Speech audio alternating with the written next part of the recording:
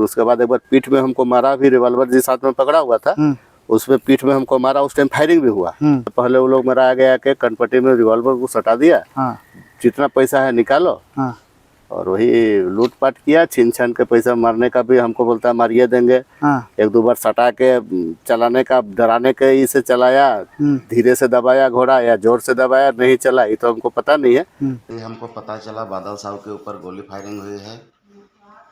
हम पूर्णनगर चौक में थे, तुरंत तबला लेके निकले। ग्रामीण भी वहाँ 100-150 थे। तीनों आदमी मोटरसाइकिल से उधर से आ रहे थे।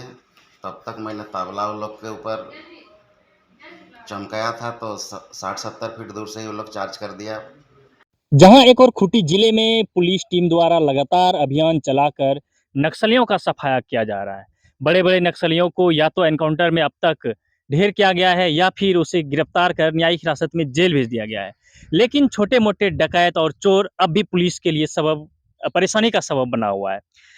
दरअसल अब बड़े नक्सलियों की गिरफ्तारी या एनकाउंटर के बाद छोटे जो चोर डकैत जैसे लोग हैं, ये लोग अंजाम देने से नहीं चूक रहे हैं। और अब जो है अड़की थाना क्षेत्र अंतर्गत, अड़की सैको थाना क्षेत्र अंतर्गत जो है लूट की घटना को अंजाम दिया जा रहा है। हम दिया जा रहा है इसलिए बोल रहे हैं कि इससे पहले भी खूंटी के एक व्यवसायी के मैनेजर से नकदी को लूटा गया था और आज फिर से अड़की थाना क्षेत्र के पूर्णानगर निवासी बादल साहू से अपराधियों ने 2.5 लाख रुपए की लूट को अंजाम दिया। दरअसल बादल साहू जो है एक धान का खरीद बिक्री का काम किया करता था और वो बाजार से वापस लौट रहा था और इसी दौरान जो है अड़की थाना क्षेत्र के ही कडुरुडी पुल के समीप इस घटना को अंजाम दिया गया। ये बताया जा रहा है कि बाइक में सवार होकर 3 अपराधी वहां पहुंचे और हथियार के बल पर उनसे इस घटना को अंजाम दिया। हथियार दिखाकर, यानी कि उनके पास जो बंदूक था उसे दिखाकर उससे 2.5 लाख रुपये जो है लूट लिया। अपराधियों को पकड़ सके, लेकिन अपराधी भी उतने ही शातिर लोगों को आते देख वो भागने का प्रयास करने लगा।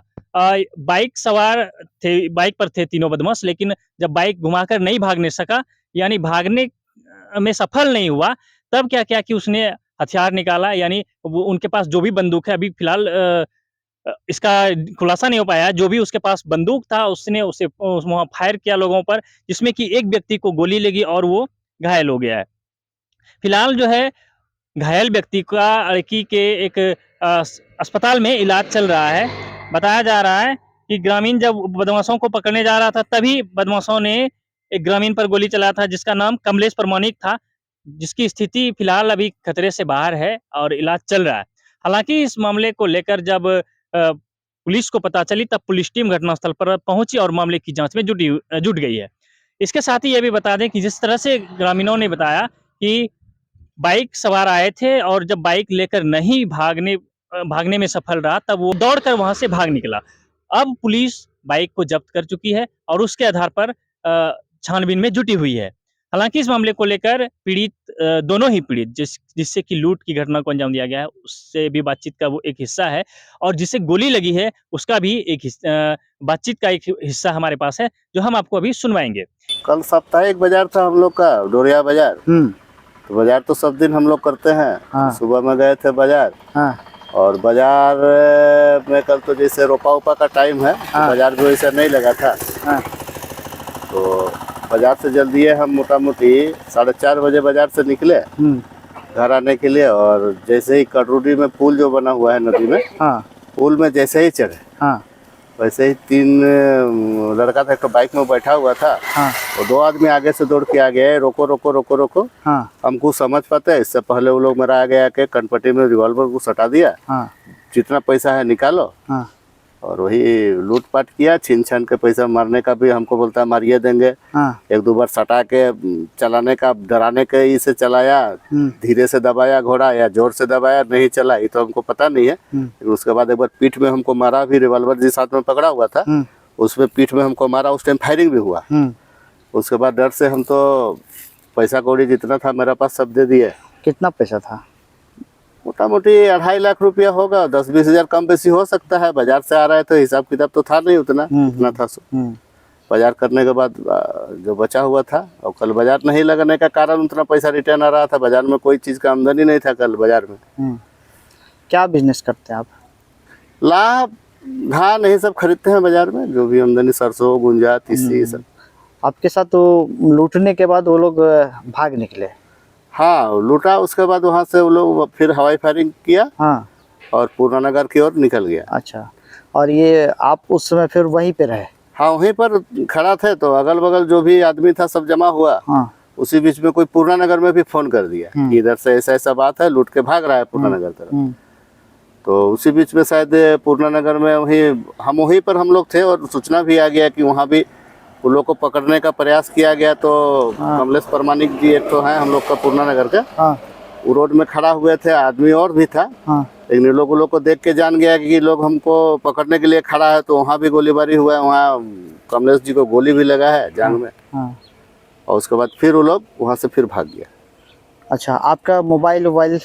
हाँ, मोबाइल भी ले गया है, मेरा गाड़ी मोटरसाइकिल में थे, मोटरसाइकिल की चाबी भी ले गया है। आपका बाइक की चाबी भी वही लोग ले गया? हाँ, अपराधी लोग ही? नहीं, जो हमसे पैसा छीना वही लोग ले गया। अच्छा, अपराधी लोग ही ले गया है। तीनों में से पहचान में कोई आया क्या? पहचान में तो मैंने वैसा, मेन बात डर से हम उतना ध्यान भी नहीं दिए, और मुंह में वो लोग ही बांधा हुआ था, एक तो रुमाल बांधा हुआ था, मास्क था, तो पहचान में तो उतना आया नहीं। लेकिन कद काठी खूब बड़ा भी नहीं, खूब छोटा भी नहीं, मीडियम टाइप का था, और ज़्यादा दुबला मोटा भी नहीं था, मीडियम टाइप का था, और सांवला रंग का। इसके बाद घटना की सूचना आप लोग किसको दिए फिर? सबसे पहले तो वहाँ पर एक दो लड़का वही पूर्णानगर में फ़ोन किया, इधर से भाग रहा है बोल के।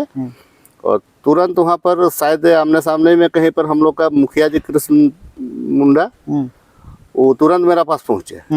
वो कोई काम से उतरे गए होंगे, चाहे जैसे भी हो, चाहे बाजार से आ रहे थे, हमको ही नहीं पता है।